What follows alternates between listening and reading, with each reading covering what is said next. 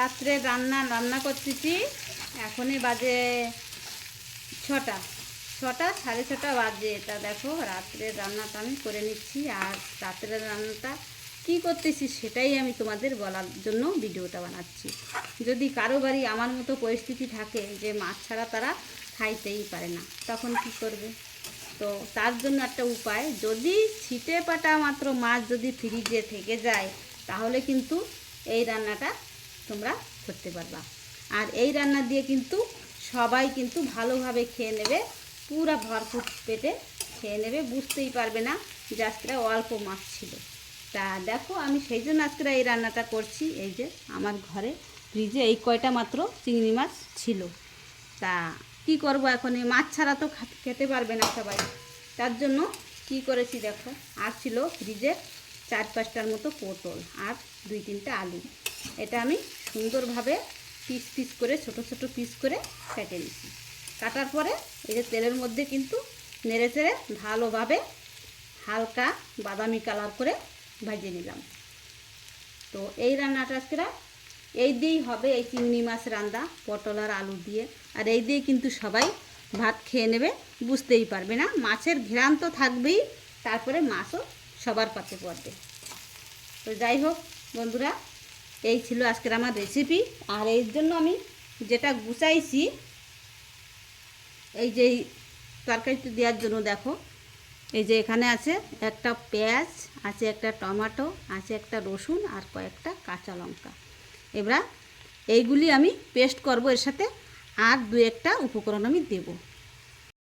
এই যে দেখো, এই যে আমি গ্রাইন্ডার বাটিতে নিয়ে নিয়েছি অল্প কিছুটা গোটা জিরা আর পোস্ত।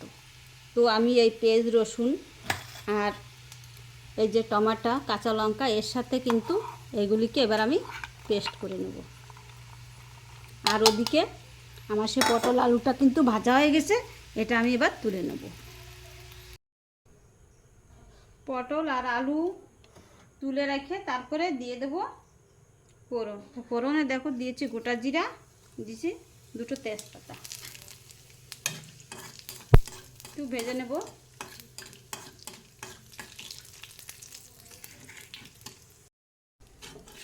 ভাজা হয়ে গেছে, দিয়ে দেবো বাটা মশলা।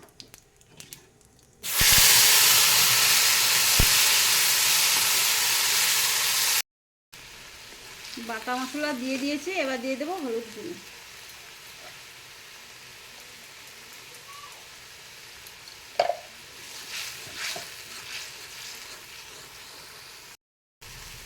দিয়ে দেবো লঙ্কা গুঁড়ি অল্প একটু দেবো, কারণ আমি মশলার সাথে কাঁচা লঙ্কা দিয়ে দিয়েছি বাইটে, তার জন্য অল্প একটু দিচ্ছি। দিয়ে দেবো পরিমাণ মতো লবণ। এবার মশলা আমি সুন্দরভাবে ভেজে নেব, যাতে মশলা দিয়ে তেল ছাড়ে ততক্ষণ আমি ভাজবো। মশলা দিয়ে যতক্ষণ তেল ছেড়ে দিলেই কিন্তু এই মশলা ভাজা হবে, তা নাহলে কিন্তু কাঁচা গন্ধ থাকবে। তাই না, একটু বেশি সময় ভাজা লাগবে এই মশলা।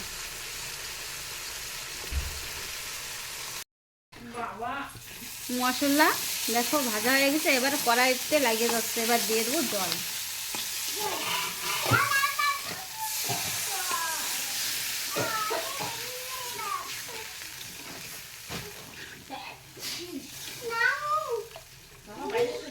জল দিয়েছি, এবার ছেড়ে দেবো ফুটে ওঠা পর্যন্ত। জলটা ফুটে উঠলে তারপরে আবার বাকি কাজ। এই যে ঝোল ফুটে উঠছে, এবারে এই যে ভেজে রাখা পটল আর আলু দিয়ে দেবো।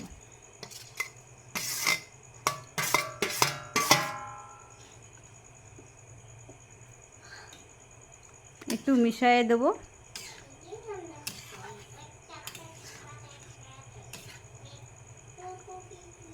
এবার আরেকটু ছেড়ে দেবো ফুটে ওঠার জন্য।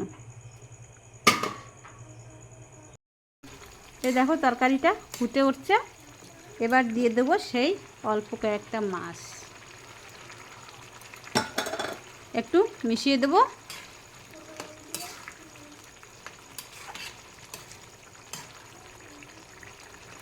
আর প্রায় হয়ে গেছে, আর অল্প একটু সময় আমি জাল করে নেব, তারপরেই কিন্তু নামিয়ে নেব।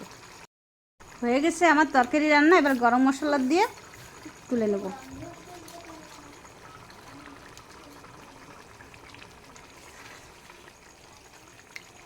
তা তোমরা তো বন্ধুরা দেখেছো যে আমি এই যে অল্প কয়েকটা 4-5টা চিংড়ি মাছ দিয়ে কিভাবে এই তরকারিটা আমি ঘরে সবার জন্য রান্না করলাম।